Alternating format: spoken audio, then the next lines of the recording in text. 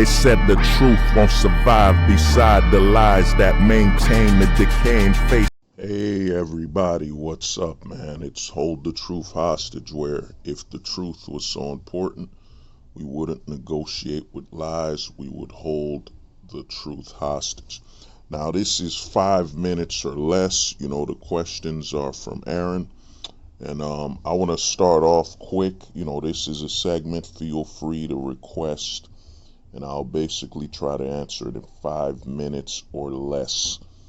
And this keeps my mind sharp and keeps us going. Now, you ask about what's been going on since 2024. 2000.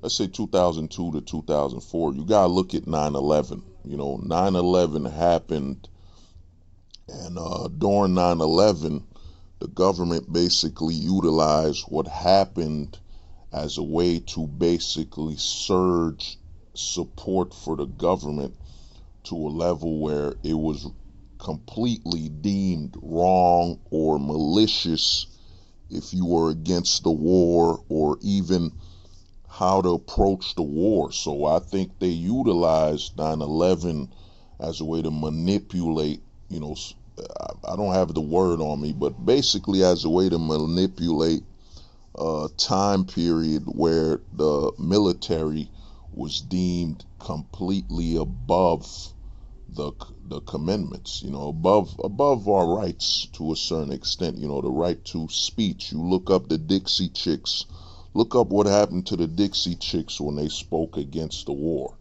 Look up some people that spoke against it.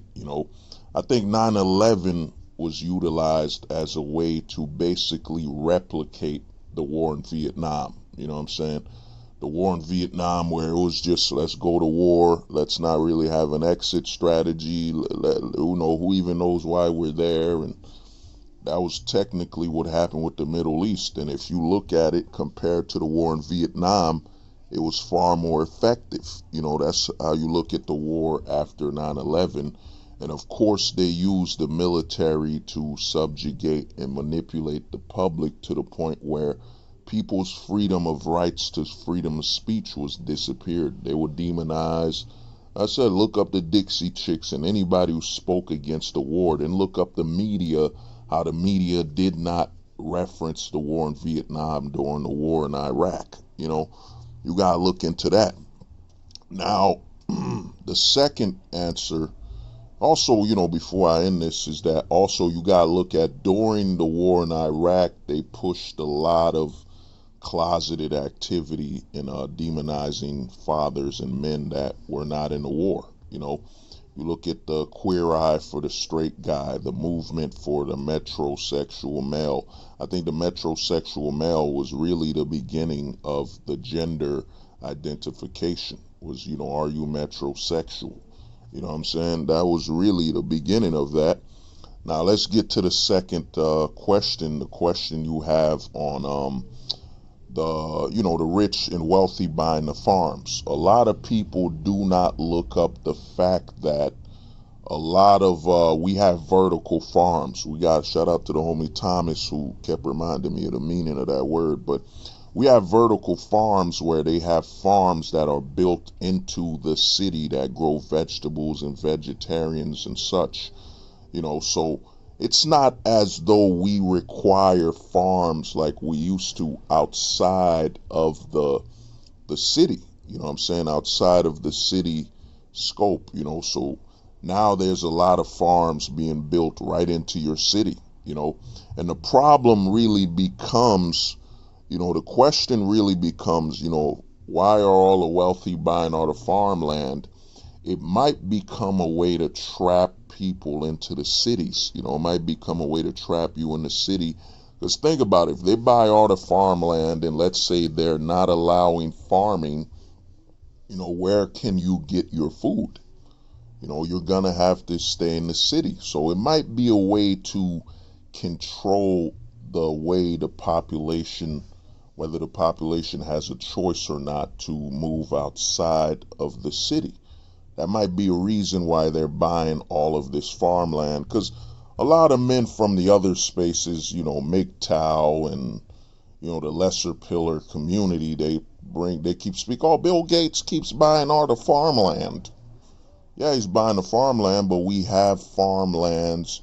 We don't even need land as much to farm anymore. We have vertical farms, which are basically they buy buildings and they buy warehouses and they put artificial lighting that can give it continuous light and replicate a controlled environment when it comes to the seasons to maintain and absolutely grow the crop as best as they want to. So you have to ask yourself, I keep telling guys with this, have a black pill perspective, but also, have a Casper pill perspective. The Casper pill is detach yourself from this narrative and fear and ideal perspectives, and you'll be able to look at things from more than a surface level. You'll be able to look at it from below the surface.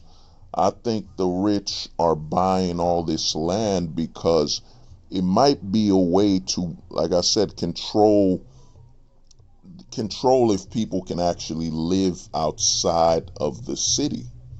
And also it might be a way to sell land to other countries. A lot of Americans don't look at it. We have so much fertile land and so much land.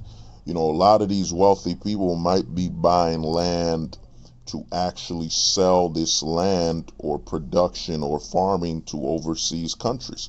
I mean, think about it. If you have a lot of fertile land in America, and let's say you're licensing or leasing it to another country, let's say,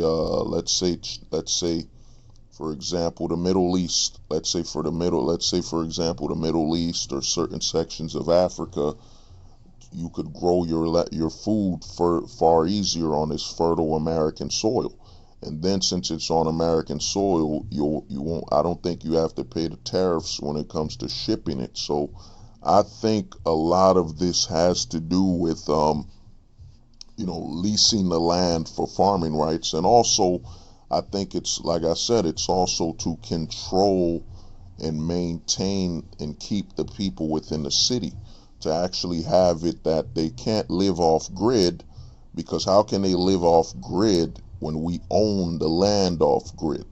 So there's a lot of property being utilized for that situation. And also I have a theory. I've had this theory for over 5 years. I had a theory that I personally think that we're heading to an age where we're going to have manual and automated labor.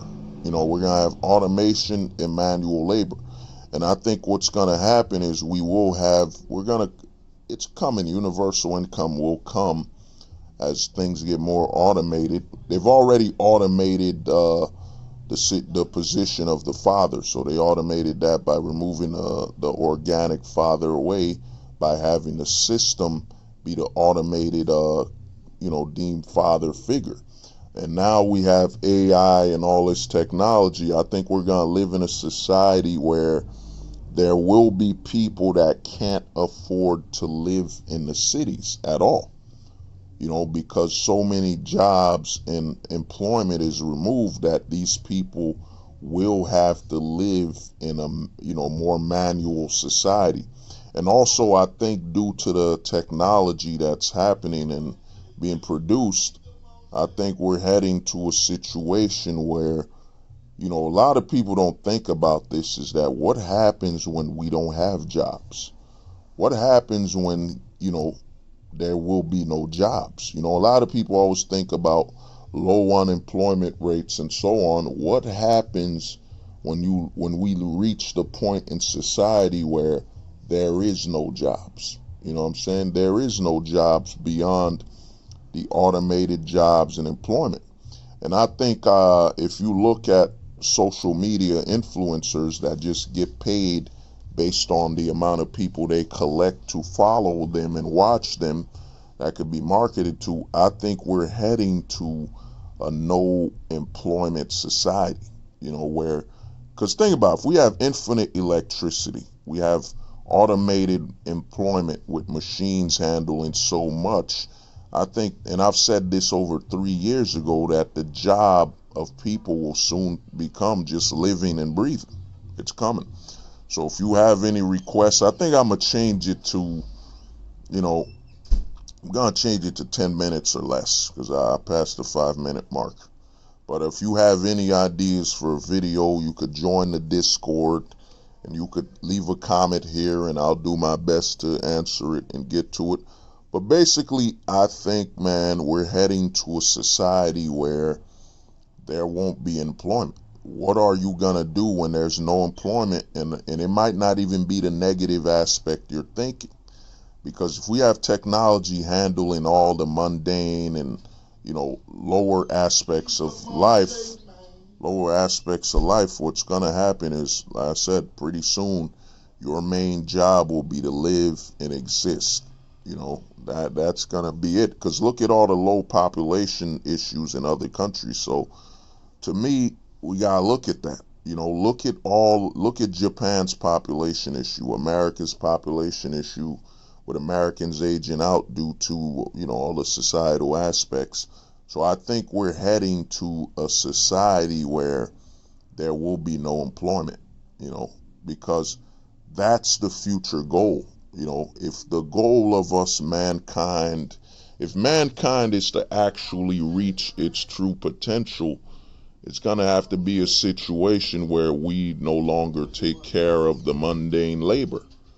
And we don't worry about the mundane labor. That means technology is going to take most of these mundane tasks, leaving us as mankind to further focus on reaching and achieving things that are far beyond where we are technologically and advancedly. So I think we're heading towards a no employment society. I'll start calling this 12 minutes or less. Peace.